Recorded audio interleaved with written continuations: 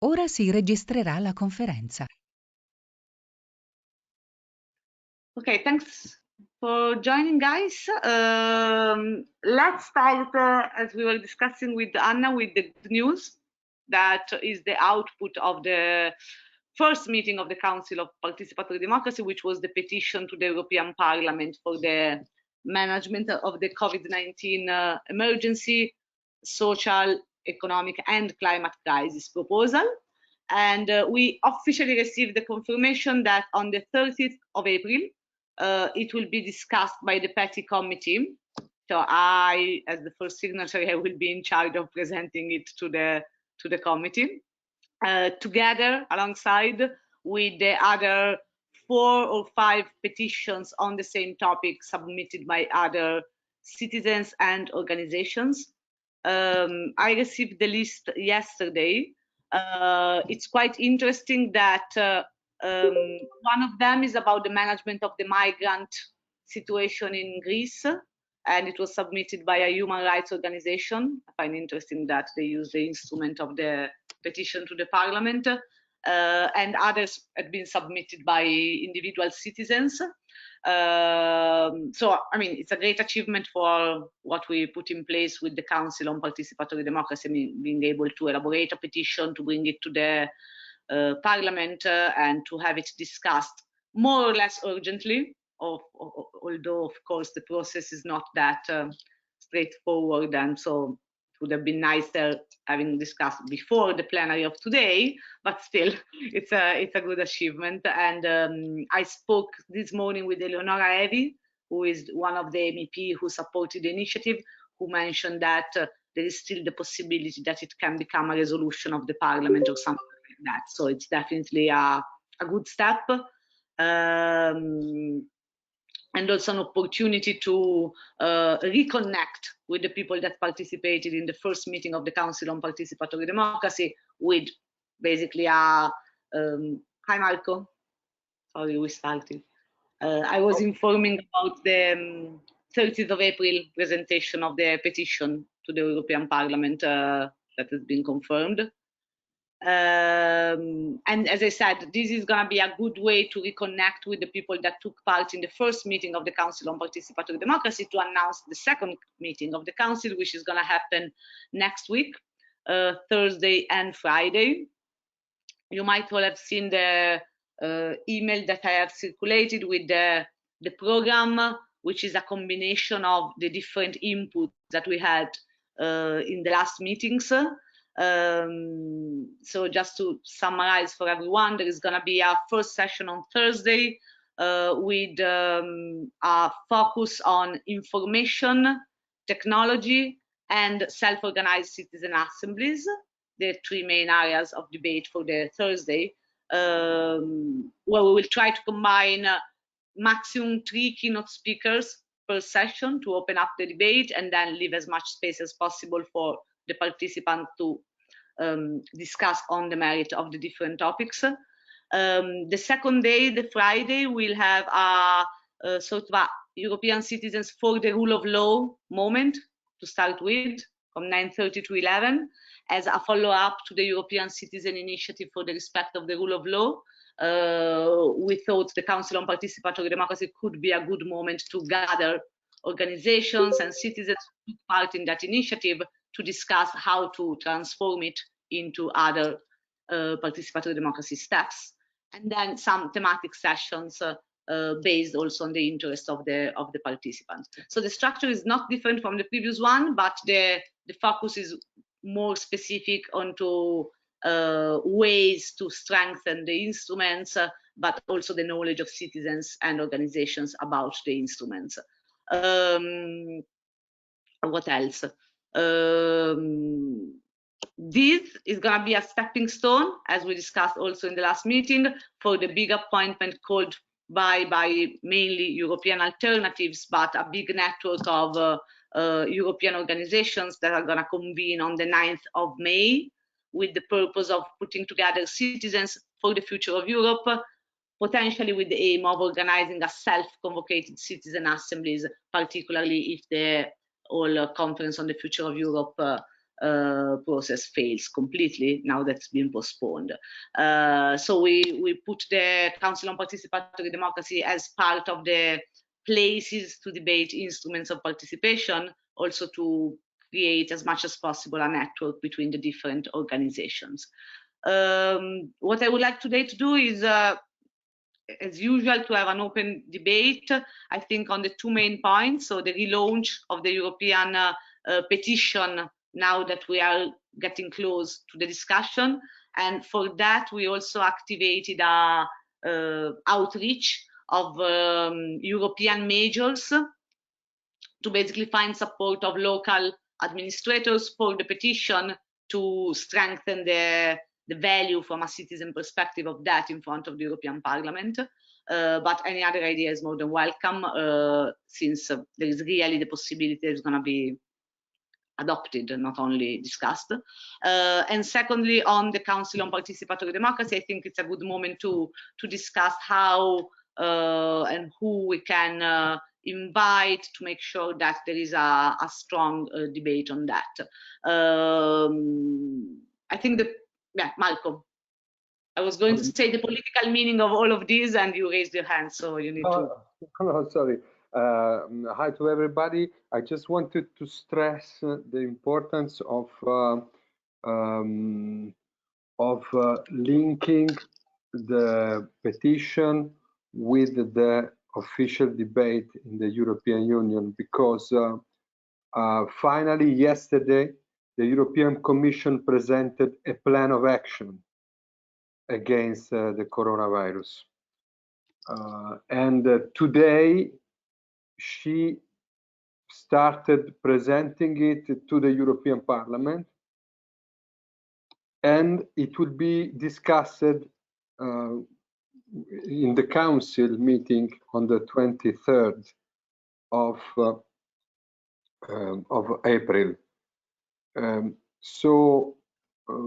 When the petition, our petition, will be discussed in the Petition Committee in the European Parliament, I see from the document that the proposal would be to forward it to the Commission, so that the Commission will probably react, replying that okay, we take account of your suggestion. By the way, we have already presented this plan. So I think it's very important if someone could study the proposal from the European Commission and clarify what is still missing from what the Commission is proposing and what we are proposing. For example, all the issue of participatory democracy, citizen assemblies, and so on, are not, for what I saw, but I didn't read the complete text, the full text. But for what I saw from the media, there is no mention about it. Another thing about which I don't think there is an explicit mention is the prevention of future pandemics through institutional reforms. So this is also an added value of our petition. The third aspect is the Conference on Future of Europe. I know that there are different sensibilities among the group that are following this process. I think we should insist for asking that the Conference on the Future of Europe could start on May 9 on an online version, trying to apply what Samuele Nannoni and others are proposing about citizen assemblies and so on. So we should even maybe issuing some, I don't know, a press release, a joint declaration, and so on, that could be even discussed during the meeting of the Council, asking for the Council for the Future of Europe being maintained and under a form of citizen assembly or something like that online, until when the blockade of the coronavirus will allow again to hold physical meetings. So I think this is should be a very important point for our meeting, and that's it. And the other thing is, we have as humans open the collection of signature of 1 million signature on a carbon pricing proposal. The deadline will be in the month of July. I think it would be very important to stress the fact that nowadays Fridays for Future and so on, the physical streets cannot be filled. This is why it should be a good occasion to use the virtual tools of citizen participation, which the European Union allows to use, in this case, the European Citizen Initiative. This is another point that we should stress. But, well, I insist that for the petition meeting of April 30, it would be important to have already a document explaining the difference, what is still missing. So the positive thing that we can welcome from the European Commission action, but the things that are still missing, and participatory democracy is definitely a thing that is still missing in what in the European Commission response to coronavirus.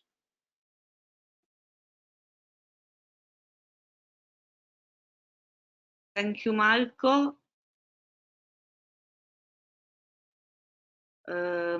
Talking about current ECIs that are in the group, I want to mention that we have also Anna with us from HIT Foundation.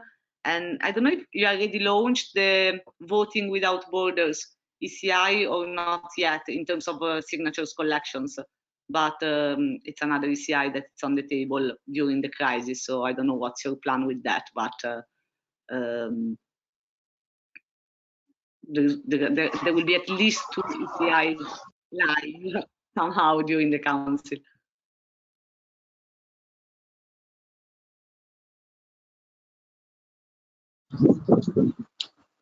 Sorry, I was no, we haven't launched yet the signature collection. Actually, we're waiting until the last possible day because we cannot do any public meeting, big events, launch events. So we are waiting until September now, and then. But we already asked the Commission what are their plans for ongoing ECI and future ECI in case these measures will be extended further. So I'm not sure yet. We haven't. I mean, we haven't decided yet, but for the moment, it's still the 4th of September. So, yeah. Thanks. So I see happily that we have here both Omri and Michele Fiorillo and Martin. So Michele and Omri, you are involved somehow in the panels of the Council on Participatory Democracy. Michele to facilitate the session around technology, and Omri in the transnational activism panel of the Friday morning. But in general, of course, any idea also on how to use these days that we have to maybe trying to do something together around what Marco was saying. So using the steps that we have from today, the discussion of the petition date, the documents of the Commission and the Council on Participatory Democracy, maybe we can come up with some shared ideas on how to increase the participation in the Council, which is also a stepping stone toward the event on the 9th of May of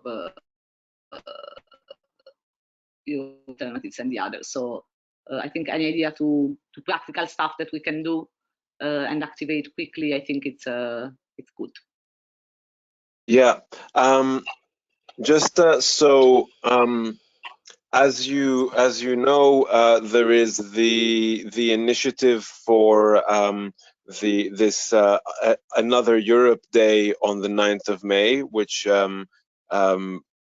many of the organizations here are also working on.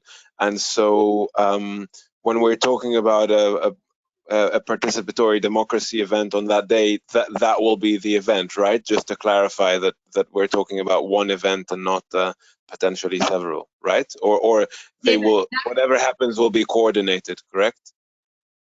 Yeah, that's the event.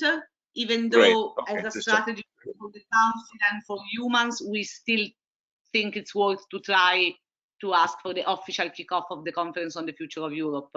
Yeah, that would be, because we will have the yeah. Sorry, I lost you.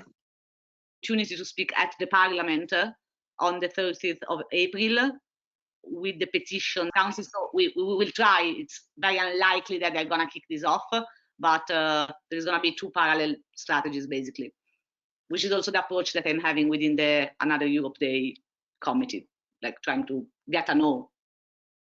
Yeah.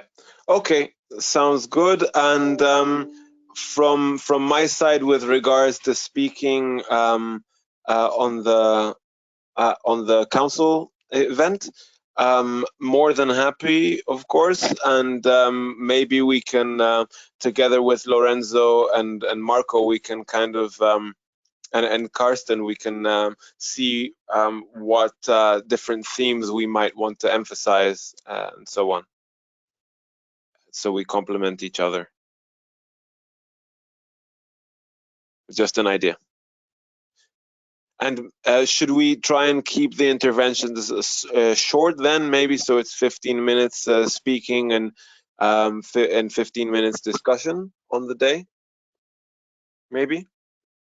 Yes. Maybe. Let's go together through the program so I can tell you a bit more, because I just sent it to you Tuesday, but sure. I can tell you a bit more on how it was conceived.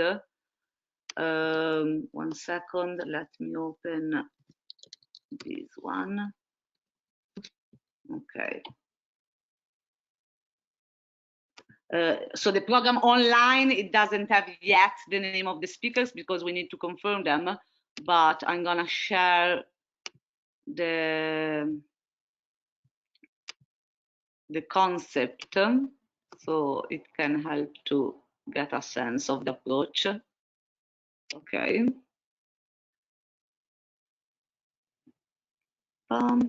Okay, so the idea is on the Thursday to kickstart with sorry, internet is super slow.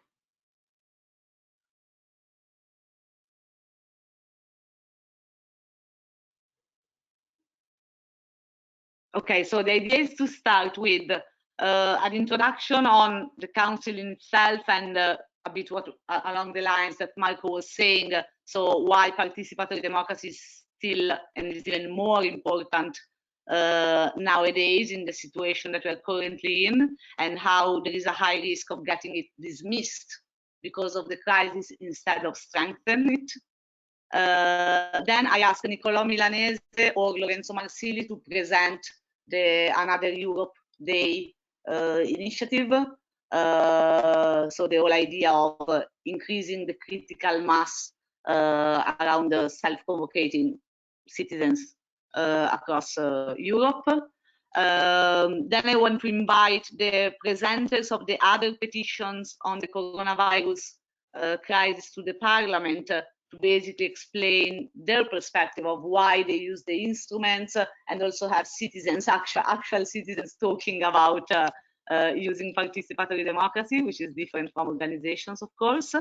And then with Lorenzo Mineo, we are trying to invite for the introductory panel a member of the Irish Parliament, potentially, to basically tell the perspective of the collaboration between citizen assemblies and institutions from the perspective of the institutions. So to give the idea that it's a process that I mean, it takes two to tango, basically. So to give the perspective from the representative democracy of the positive impact of participatory democracy instruments. So this is for the introductory panel. Then we're going to have a session that is titled Knowledge is Power.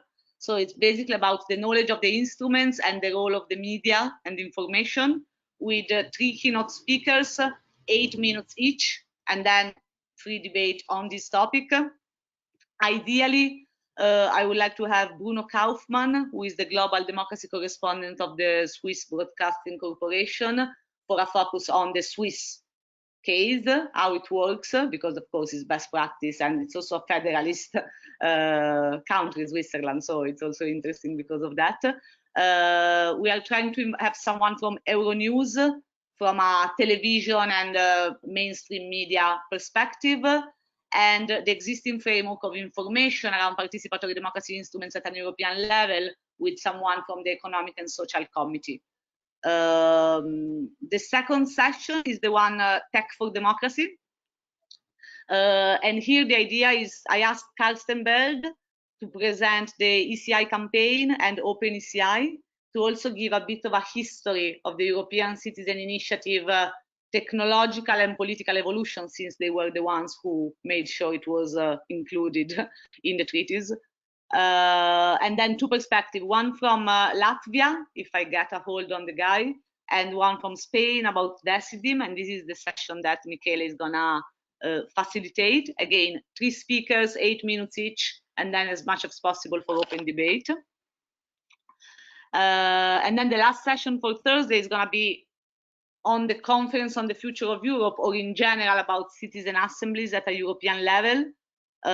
In this case, the idea is to have 4 keynote speakers, 1 more academic, theoretical, 1 from G1000, and 1 to present a European approach to citizen assemblies, plus again, having someone from the institutions, potentially an MEP, who was among, I don't know which one yet, but someone from the Parliament who worked on the proposal of the European Parliament for the Conference on the Future of Europe, to get all the perspectives again. And the output of this one should be something that helps the work of the other network, which is the one that we agreed on. The second day, we have in the morning the Assembly on the Rule of Law, because as I said, there was the European Citizen Initiative, which failed in terms of achieving the signatures, but there is a good network of organization and people who we want to give the opportunity to discuss which instruments to apply. And then there is a session that you mentioned, Omri, on transnational activism. It's going to be a short one, 30 minutes, so probably 5 minutes per person to present the different approaches. The idea here is to have humans, European alternatives, Alliance for Europe, again the ECI campaign, DiEM25, and European Democracy Lab, and who we can connect with to give a picture of how it could work. And then the parallel sessions are going to be around environment, civil freedom, welfare, social rights, and science and technology, with the goal to have proposals on the table and start to think together how participatory democracy instruments could be applied to specific issues and policies. So that's a bit the structure and the conceptualization. I hope it makes sense. I'm gonna stop sharing my screen.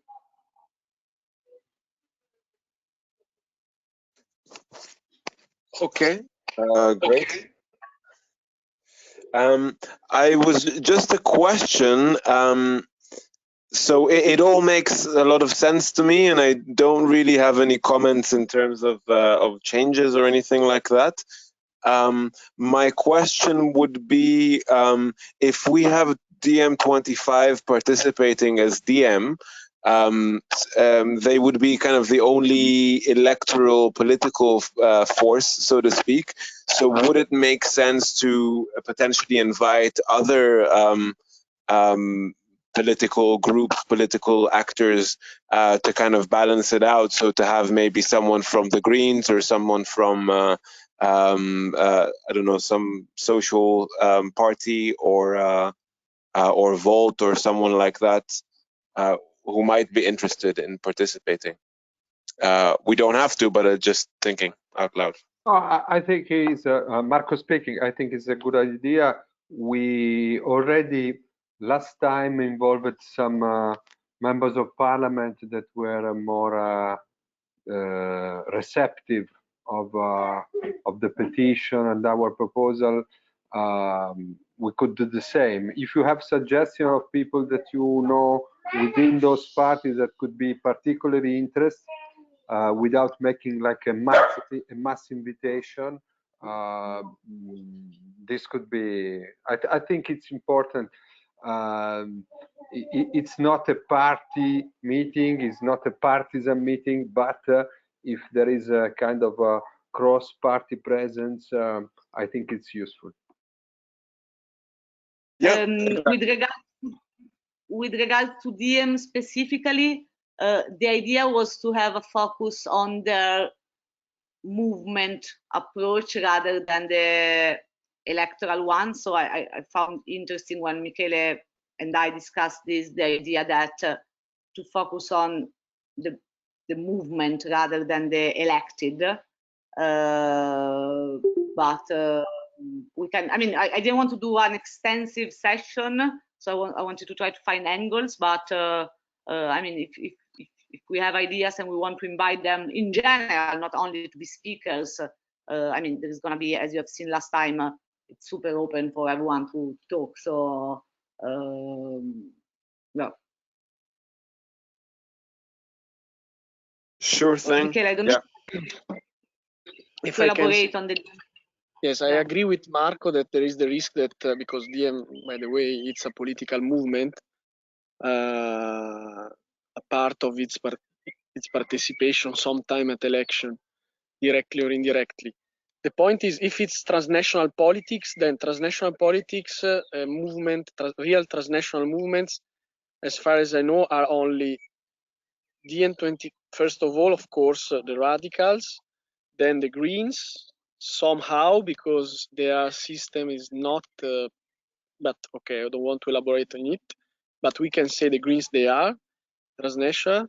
Then DN25, Volta Europa, I don't see any other political actor which is really transnational. The others at European level are federation, but then maybe also Renew Europe in a way, in the way that Macron is trying to shape it, but it's still, I think, a federation of parties as form. I'm not sure about it, but so all the others are federation of national parties. Yes, you're right, I would say.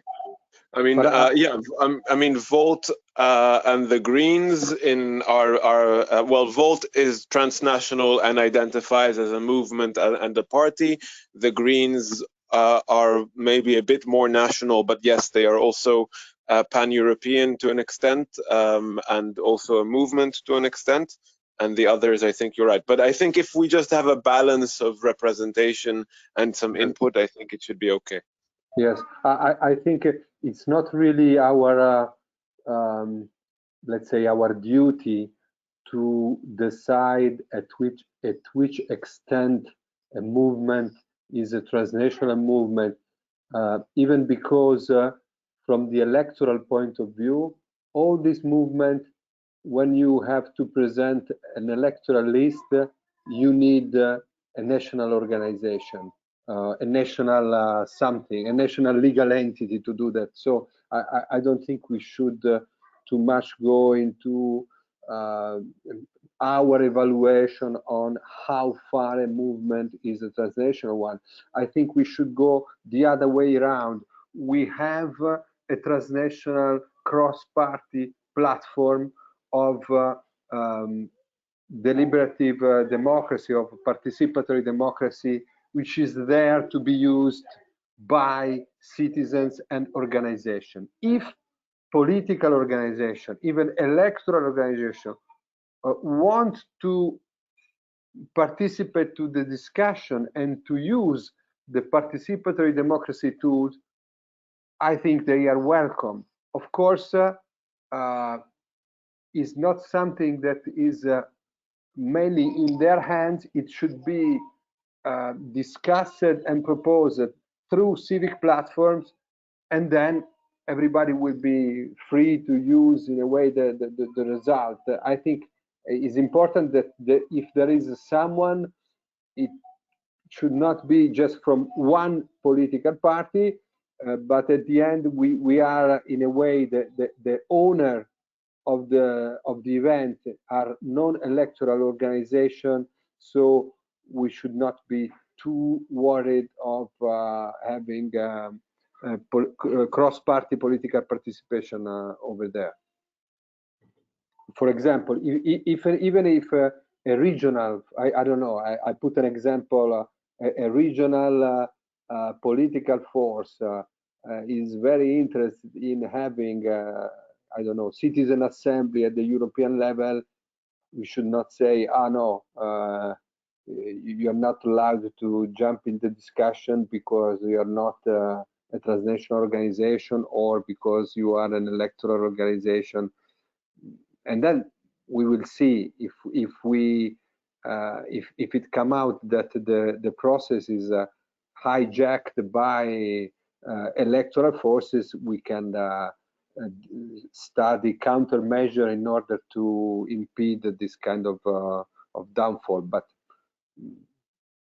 I think we could try to invite the most sensitive people even within political parties.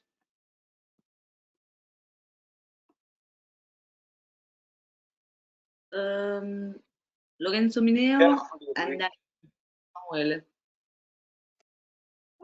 Yeah, just to say a few words about the session that I will try to moderate during the meeting. It's a session on sortition. Virginia was already saying that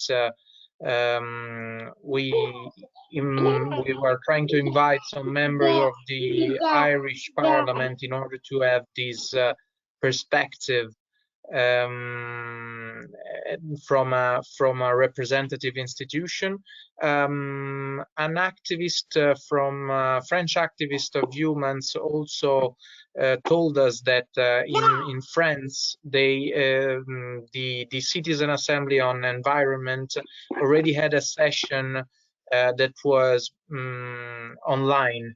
So it could be great to, and I will try maybe with your help to contact some of the citizens that participated in that session to know how they deal with this kind of online assembly.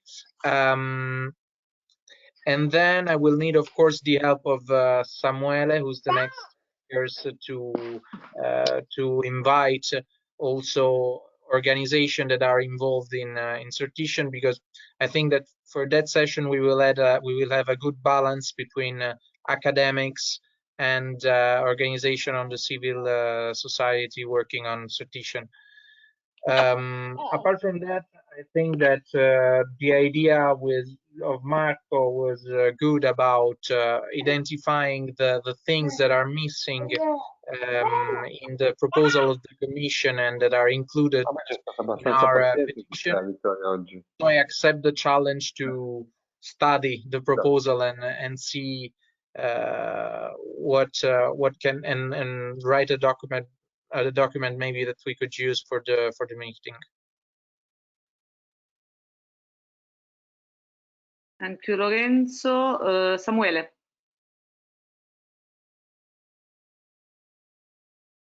Yes, hello to everyone. Nice to meet you again. And so, yes, I just wanted to say, first of all, that I totally agree with Marco regarding the participation of political movement or parties, as I said last week. And then I also wanted to know that for the next week I should be not so I should have not so many work to do, so I could try to work on what Marco was referring to, try to see what is different from our proposals and the commission ones. So just to say that I should be free for it. And regarding the part on the sortition for next week, as I already told to Lorenzo, it's great to have these representatives from the Irish experience and also from the French one. I didn't know, very interesting. And I also think it would be great, and maybe I will try to work on it, to have someone from the G1000. We already contacted them for the first meeting of the council, because the G1000 had 700 participants in Brussels and 730 that participants online. So they had already an experience of the online participatory democracy. It would be very interesting also to hear their experience. So I will try to keep in contact again with them too. Thank you.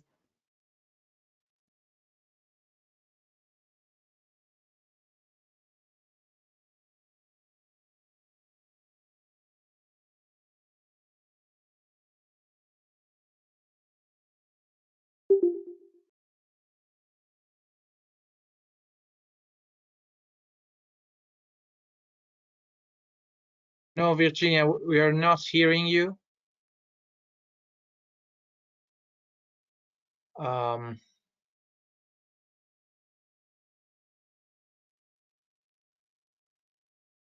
don't know if there was someone else. Sorry, it's just my microphone is acting crazy. Can you hear me now? Hope so. Yes, yes. Sure. Yes, we Okay, hear you well. thanks. Now, I was saying that in case we can't find the Irish person, we could also find a Belgian person. Like, I mean, maybe someone on the, but it was self-convocated, the G1000, right? Because I think that's the interesting element. Is like, Yeah.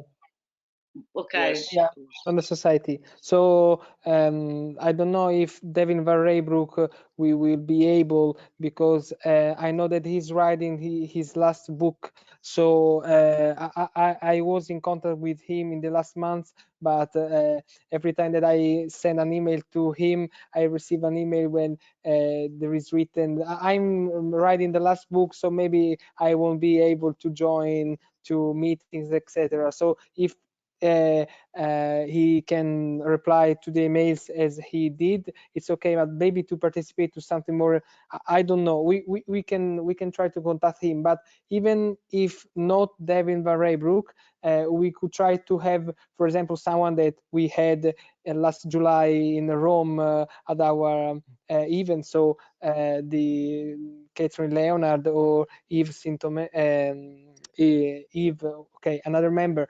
So yeah, I think it would be precious. We will try. Yeah, I was more thinking to the introductory speeches as a sort of a set of tone. I think having the member of the parliament is quite, I know I seem, Lorenzo knows me well, sometimes I get obsessed with one concept, but this one is my target now, because I really think one critique that also we got in the work for the Council on Participatory Democracy and in general is that it might be perceived as isolated from the representative democracy, whilst democracy is a bit of a whole, is not just one way or the other.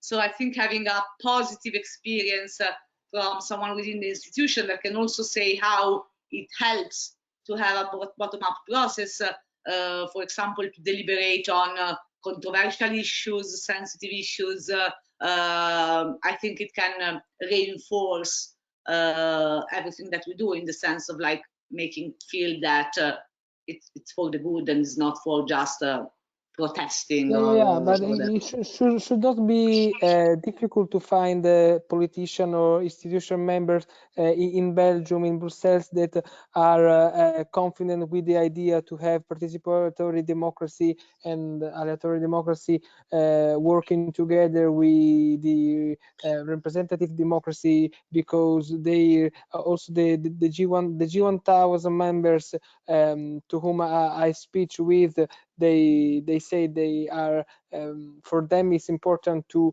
collaborate with, for example, electoral representatives. So they work in a well, also the prime minister, I remember that some months ago had the idea to change the Senate in a random selected chamber, so they are a little bit on. Exactly. Michele, of course you may. Yes, no, just to clarify, Marco is not there, but it's important I say that. I mean, I meant just that if the point is transnational politics, that are the real transnational actors, the list that I made before. Then, of course, I mean, it's good if other political actors and national parties or local autonomy parties, they want to be part of this deliberative participatory elaboration of deliberative and participatory instruments. But it's just a question of economy of time, because if we just organize a final session with like all politicians in the sense of representatives, maybe we have less time to debate about the other things. But I mean, it's up to you as organizer to see how to manage at best the thing. Also, because if you start to say, okay, there was the same argument of remember last time. And I appreciated that then was not put the origin of these MPs, but they are just as MPs, they agree on this. But as far as organization is something different. I mean, but okay, I don't want to insist on that. Now, with regards to yeah. Sorry, Michele, just to reply on that point. So that session, the 30-minute session on the Friday, the title that I gave in the initial document was Transnational Non-Partisan Politics, but I'm not sure it's the correct wording in English. So the idea is organizations that do political initiatives without being political parties. Yeah. So I don't know if there is a better way. DM respect this, but in a way, if it's interesting to have some of now I'm also part of DM, so but I mean I will not act in representation of DM in that case.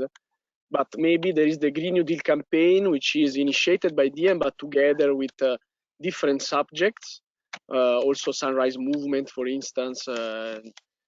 So maybe could be an idea, and maybe, but it's difficult in so short time to try to invite them, as we will try for the 9th of May initiative, to try to invite Fridays for Future or Extinction Rebellion people, because that are transnational political movements, not party ones. But I mean, to have a apical representative from that organization, I don't think we have few time, but if we want, we can try to have some people of the national, the national chapter of that organization. That could be not too much complicated. Regarding what Samuele was saying, we had an exchange of email this afternoon because, as said previously, many of us, they collaborate with G1000. So now the point is just to decide how we want to give space to the expertise in the program. So there is this the actual coordinator of G1000, co-coordinator that gave the availability to be there. Was contacted by Karsten, by me. There is the former coordinator of G1000. The name is Jonathan Moscovich, and now is advisor to the president of the Belgian Francophone Parliament. That also to see how self-organized movement can then influence institutions. And now they are really, as you were saying, somewhere they are really going very far with this. Also, Martin could confirm with experimentation. They have very interesting things like mixed commission with MPs and citizen chosen by lot working together, and so on. Maybe we can try to see if I don't know, the president. Jonathan was saying we can try to have the president of the Belgian Parliament for the 9th of May. We can always see if as a slot of time also for the 23. Why not? We can try, but or maybe we know we can try to reach some MP of this parliament if we decided that it's good to have MPs. So. Yeah, Martin suggested a couple of MPs by Samuel. Yeah, sorry, Virginia. I remember that maybe last week or 2 weeks ago, there was there was a member of the Agora movement of the Agora movement is in the Parliament of Bruxelles, right? So just of the capital. No, yeah, I was thinking that of the region, yeah. No, maybe I don't know if it could be interesting because he is now part of the institution because he was elected, so he is inside the system, and they are putting on promoting the idea to have the participatory democracy and the involvement of citizens in the in policy. So it could be interesting also to have his experience until now, from when he was elected until now, what has changed, if something has changed. I don't know. I just remember.